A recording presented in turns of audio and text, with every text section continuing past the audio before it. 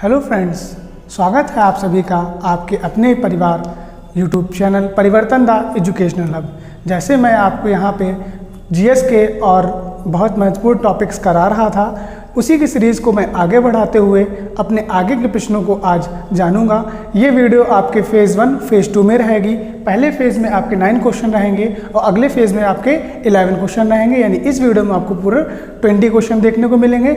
और अगर आपने वीडियो देख रहे हैं तो ये वीडियो पूरा देखिएगा, क्योंकि ये वीडियो आपकी परीक्षा के लिए बिल्कुल रामबाण साबित होगा। ब्रह्मास्त्र नहीं कह सकता, लेकिन रामबाण बिल्कुल साबित होगा। तो शुरू करते हैं। पहला क्वेश्चन क्या है? आज मैंने मिलान वाले क्वेश्चन बनाए हैं। ये क्वेश्चन मेरे द्वारा पूरे बनाए हुए हैं, आप देख सकते हैं। पुरस्कार है, फिर योजनाएं हैं, फिर आईएमएफ से है, फिर सूचकांक से है, फिर राष्ट्रपति महिलाओं से है, राष्ट्रमंडल खेल से है, फिर निम्न में से कौन, यानी आपके कौन कौन नई वो बने हैं लोग, उनसे हैं। ठीक है, तो शुरू करते हैं। एक तरफ पुरस्कार लिखा है आपका और दूसरी तरफ आपके व्यक्ति लिखे हैं। तो पुरस्कार में पहला है आर्यभट्ट पुरस्कार, दूसरा है 31वां सरस्वती सम्मान, फिर साहित्य नोबेल 2021 जो कि अभी वाला मिल चुका है और पेपर आपका बन चुका है, तो वो तो नहीं पूछा जाएगा, लेकिन साहित्य का नोबेल 2021 का आप जरूर ध्यान रखिएगा। फिर आता है T/2 अवार्ड। तो शुरू करते हैं। जो आर्यभट्ट पुरस्कार है, ये आपके पहले जो DRDO के प्रमुख थे सतीश रेड्डी, इन्हें मिला है। ध्यान रखिएगा, DRDO के प्रमुख भी अब चेंज हो चुके हैं। 31वां सरस्वती सम्मान आपका मिला है रामदरस मिश्र के लिए।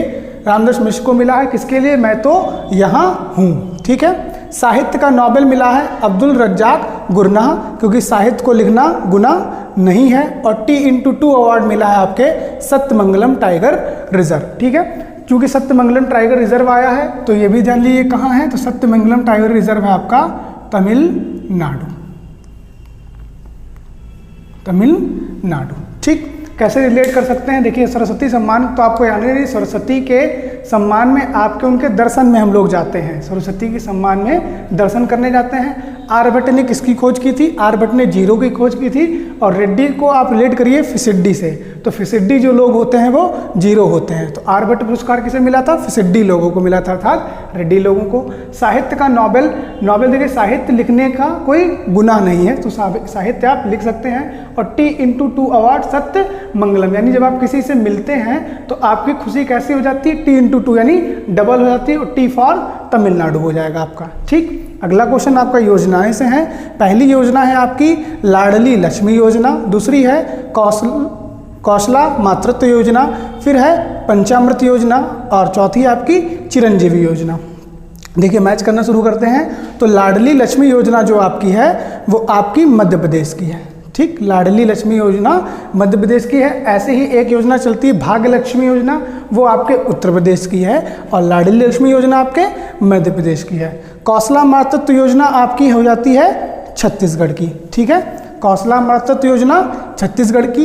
पंचामृत योजना ये आपकी उत्तर प्रदेश की है। ध्यान रखिएगा, पंचामृत है तो किसी प्रकार के आपके प्रसाद से रिलेटेड नहीं है। ये योजना किसानों की आय के दोगुना करने से संबंधित है। ठीक, चिरंजीवी योजना आपके राजस्थान की है। चिरंजीवी योजना कहाँ है? आपके राजस्थान की है। ध्यान रहेगा, मैं फिर से आपको एक बार बता देता हूँ। लाडली लक्ष्मी योजना मध्य प्रदेश, भाग्य लक्ष्मी योजना उत्तर प्रदेश, कौशला मातृत्व योजना छत्तीसगढ़, पंचामृत योजना उत्तर प्रदेश, चिरंजीवी योजना राजस्थान। ये चिरंजीवी योजना वैसे ही है जैसे आपकी आयुष्मान भारत या आरोग्य वनम वाली जो योजना चलती है भारत की, वैसे ही आपकी बिल्कुल चिरंजीवी योजना है। ठीक, तीसरे क्वेश्चन पे चलते हैं। IMF यानी इंटरनेशनल मॉनेटरी फंड, अंतर्राष्ट्रीय मुद्रा कोष, जिसका मुख्यालय कहाँ है आपका? वाशिंगटन DC, यानी सबसे ज़्यादा पैसा वाला अमेरिका है ना, तो अमेरिका के पास आपका वर्ल्ड बैंक और IMF दोनों के मुख्यालय हैं उनके वाशिंगटन DC में। क्वेश्चन क्या है? IMF का प्रथम उप प्रबंधन निदेशक कौन है? डॉक्टर S सोमनाथ या गीता गोपीनाथ? दोनों लोगों में नाथ है। ठीक, तो जो गीता गोपीनाथ हैं आपके, वो आपकी IMF के क्या हैं? उप प्रबंधक हैं। अगर आप डॉक्टर S सोमनाथ की बात करोगे तो सबको पता है ये इस समय आपके इसरो के हेड हैं। ठीक, तो इसरो के जो हेड हैं वो कौन है? Doctor S Somnath. Clear. Next question आपका सूचकांक है और उसमें भारत की रैंकिंग। जैसे लास्ट ईयर आपके पेपर में हेनरी पासपोर्ट से आपका आया था, ध्यान रखिएगा, इस समय हेनरी पासपोर्ट में आपका जो टॉप पे है वो जापान पे है और भारत की स्थिति 83 नंबर पे है। ठीक, लेकिन यहाँ पे क्वेश्चन अलग है। यहाँ पे मैंने आपको रखा है शांति सूचकांक, भुखमरी सूचकांक, बौद्धिक संपदा सूचकांक और खुशहाली सूचकांक। शांति सूचकांक में अगर बात करेंगे तो भारत की जो रैंकिंग है वो कितनी है? शांति में भारत की रैंकिंग है 135। ठीक, अगर वही बात करें टॉप पे कौन है तो ध्यान रखिएगा शांति सबसे ज़्यादा कहाँ रहेगी? जहाँ पे आइस रहेगी, यानी ठंडा ठंडा माहौल रहेगा तो आइसलैंड। ठीक है, शायद लास्ट ईयर मुझे अगर याद आ रहा हो तो ये क्वेश्चन भी आया था। भुखमरी सूचकांक में बात करोगे तो भारत की जो रैंकिंग है वो 101 है और टॉप पे कौन है? तो बेलारूस। बेलारूस को आजकल ध्यान रखिएगा क्योंकि यूक्रेन और रूस का जब युद्ध हुआ था तो कुछ क्षेत्रों को बहुत ही ज़्यादा नाम आया था, उनमें से बेलारूस का भी नाम बार बार आता है। बौद्धिक संपदा सूचकांक में भारत की रैंकिंग है 43। अगर टॉप पे पूछा जाए तो यूएसए यानी यूनाइटेड स्टेट्स ऑफ अमेरिका जो है ये टॉप पे है। खुशहाली सूचकांक में अगर बात करोगे तो भारत की रैंकिंग है 136 और टॉप की बात करोगे तो फिनलैंड। ध्यान रखिएगा फिनलैंड लगातार 4-5 वर्षों से इस सूची में टॉप कर रहा है, यानी वहाँ के लोग ज़्यादा खुश हैं, भारत के लोग ज़्यादा खुश नहीं हैं। तो शांति सूचकांक भारत की रैंकिंग 135 और टॉप पे कौन है? आइसलैंड। भुखमरी सूचकांक भारत की रैंक 101, टॉप पे कौन है? बेलारूस। बौद्धिक संपदा सूचकांक भारत की रैंकिंग 43, टॉप पे कौन है? यूएसए। खुशहाली सूचकांक भारत की रैंक 136 और टॉप पे कौन है? फिनलैंड। ठीक, अगला आता है आपका, अगर आपका भ्रष्टाचारी सूचकांक पूछ दिया जाए तो भ्रष्टाचार सूचकांक में भारत की रैंक 85 में है और टॉप पे कौन है? न्यूजीलैंड, डेनमार्क और फिनलैंड, यानी संयुक्त रूप से हैं। ठीक, हेनली पासपोर्ट वाला मैं आपको बता चुका हूँ, टॉप पे है जापान और भारत की रैंक है 83।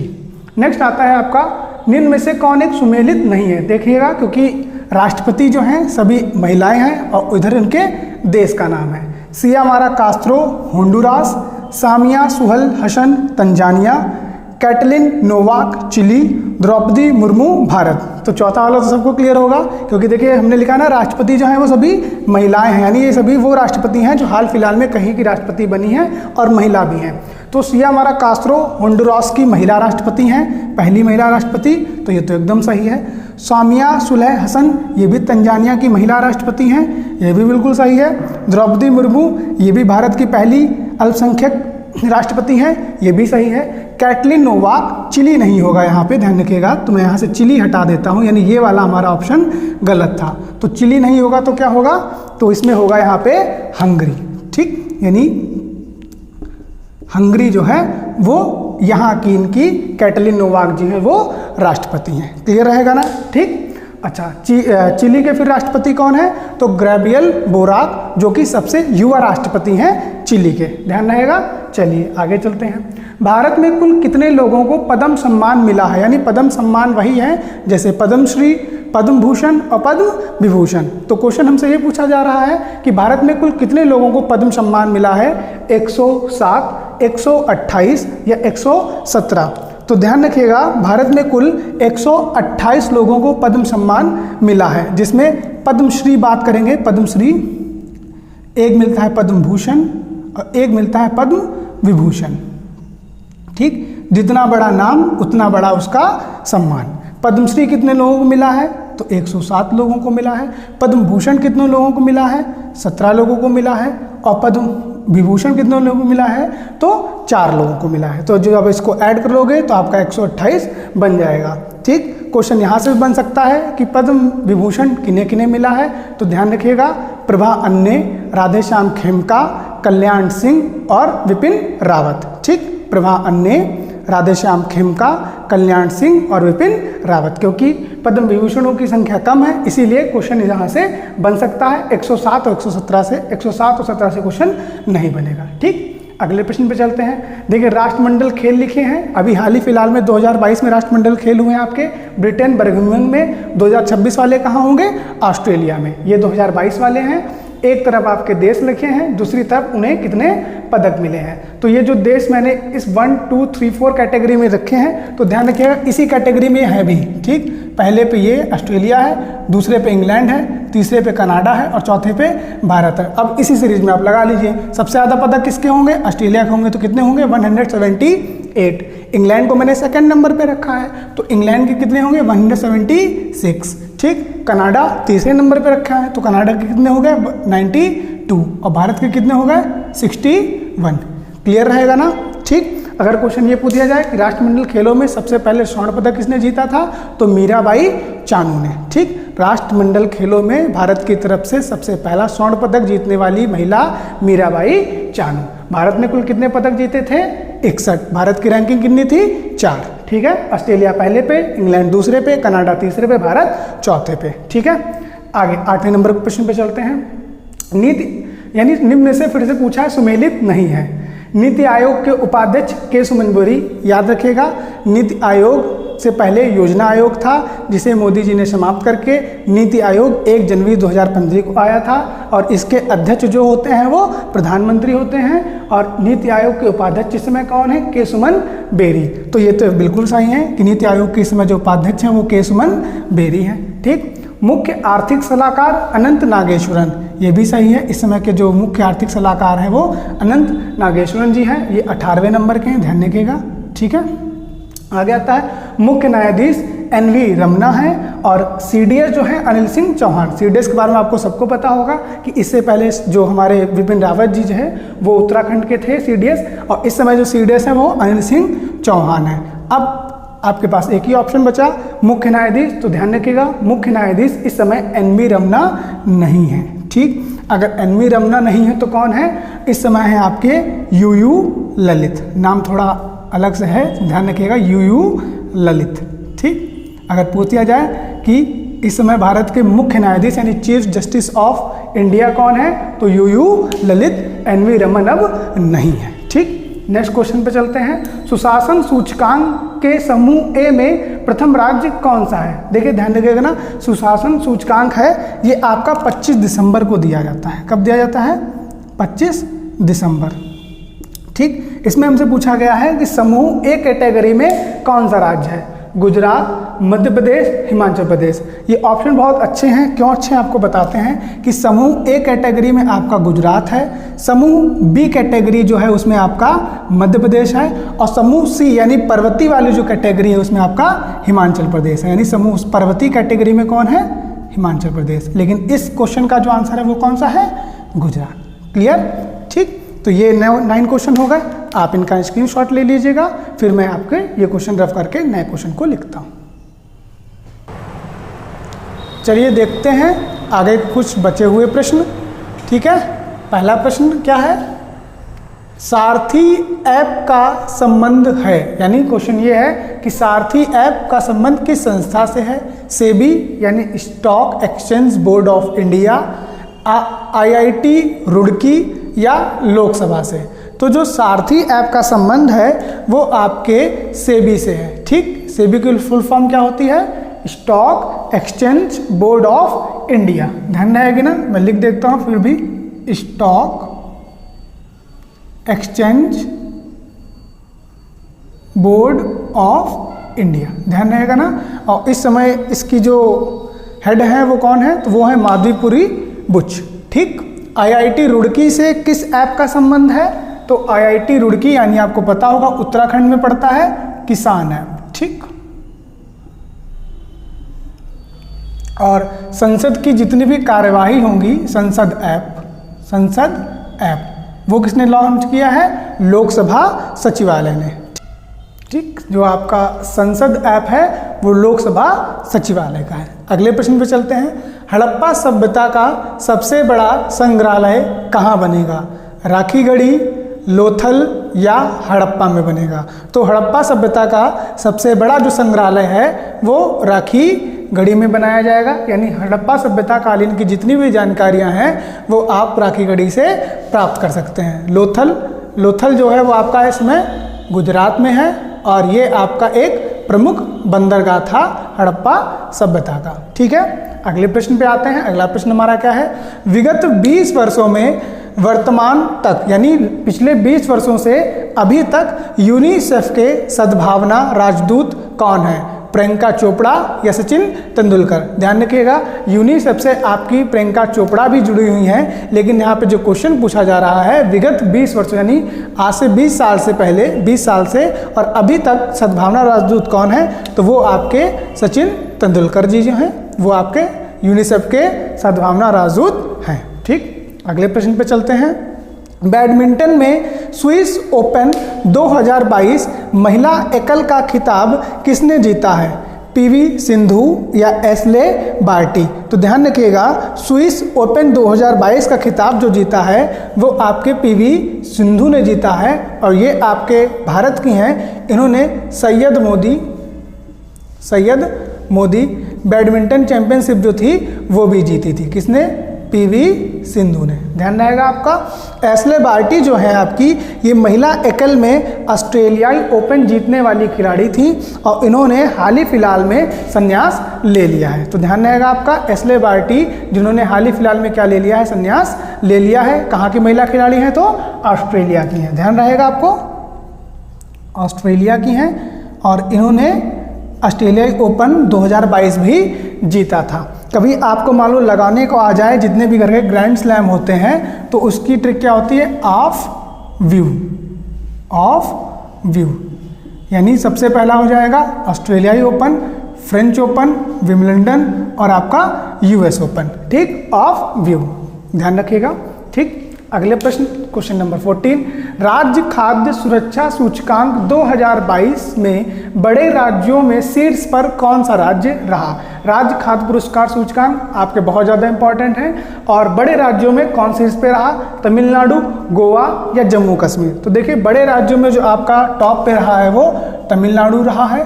ठीक, छोटे राज्यों में बात करेंगे, छोटे राज्यों में आपका गोवा रहा है और केंद्र शासित की अगर बात करेंगे केंद्र शासित प्रदेशों में आपका जम्मू कश्मीर में रहा है और इस क्वेश्चन का आपका क्या हो जाएगा आंसर, तमिलनाडु। ठीक, अगले प्रश्न पे चलते हैं। एमएसएमई के तहत परिधान पार्क खोला जाएगा, यानी एमएसएमई जो है आपका मंत्रालय उसके अंतर्गत परिधान पार्क कहाँ खोला जाएगा, खंडवा मध्य प्रदेश, पुणे महाराष्ट्र या नोएडा यूपी में। तो ध्यान रखिएगा आप, जो एमएसएमई के तहत परिधान पार्क है ये आपका कहाँ खोला जाएगा, नोएडा उत्तर प्रदेश में। तो इसका जो ऑप्शन हो जाएगा वो ऑप्शन नंबर सी यानी तीसरा हो जाएगा। अगला आता है, टॉम ऑफ सैंड पुस्तक किसने लिखी है, डेविड डायोप या गीतांजलि श्री। तो टॉम ऑफ सैंड यानी जो रेत समाधि पुस्तक है वो आपके गीतांजलि श्री ने लिखी है और ये इंपॉर्टेंट क्यों है, इन्हें इस बुक के लिए बुकर पुरस्कार भी मिला है। ध्यान रखिएगा, बुकर अवार्ड भी इन्हें मिला है, हाल ही फिलहाल में मिला है, मई में मिला है।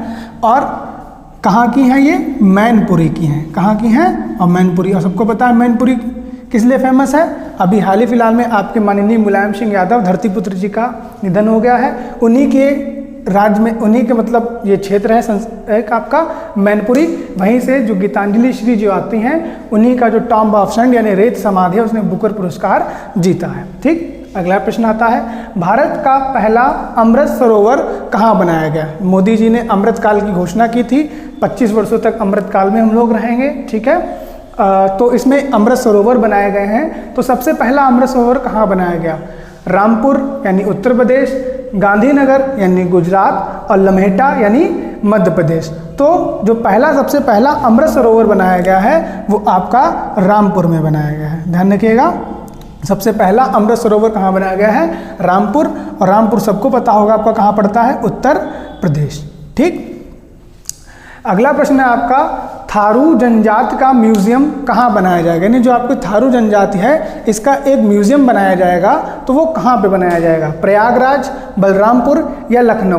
तो थारू जनजाति का जो म्यूजियम है वो आपका बलरामपुर में बनाया जाएगा। ठीक, बनाया जाएगा, ध्यान रहेगा आपको, थारू जनजाति का जो आपका म्यूजियम है वो कहाँ बनाया जाएगा, बलरामपुर। ठीक है, क्वेश्चन नंबर 19 पे चलते हैं हम लोग। एक तरफ आपकी संस्था दी गई है, दूसरी तरफ आपका मुख्यालय दिया गया है, क्योंकि आपके टॉपिक में है तो मैंने जो मेन थी उन्हें उठा ली हैं जो हाल ही फिलहाल में आपके फेमस हैं। जो पहली आपकी है जैसे वर्ल्ड हेल्थ ऑर्गेनाइजेशन WHO, दूसरा है ADB यानी एशियन डेवलपमेंट बैंक, तीसरा है आपका WWF यानी वर्ल्ड वाइल्ड लाइफ फंड, विश्व वन्यजीव कोष, और जो लास्ट है आपका UNEP, United Nation Environment Programme. ठीक, तो देखते हैं WHO का जो मुख्यालय है वो कहाँ है?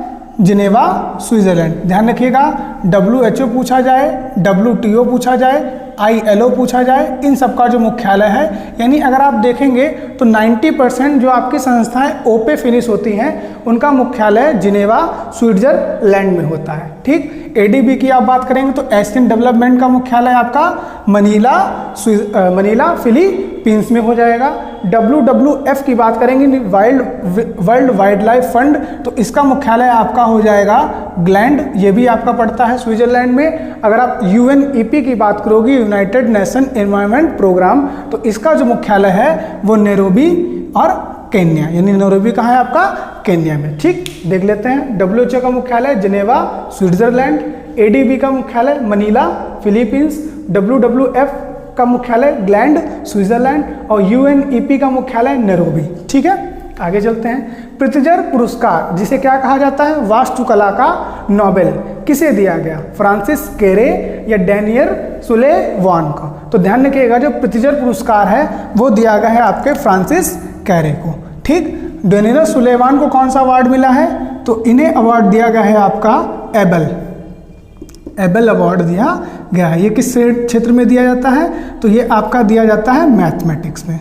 ठीक, पूछ लिया जाए किस लिए दिया गया था, तो टोपोग्राफी के लिए दिया गया था। टोपोग्राफी के लिए डैनियल सुलेवान को एबल अवार्ड मिला है। इसे हम लोग मैथ का नोबेल कहते हैं एबल को, और ये किसे मिला है? डैनियल सुलेवान को। और इस क्वेश्चन का आंसर क्या है? फ्रांसिस कैरे। ठीक, तो ये आपके टॉप 20 क्वेश्चन हैं। उम्मीद करता हूँ आप लोगों को क्वेश्चन ये बहुत अच्छे से समझ में आए होंगे।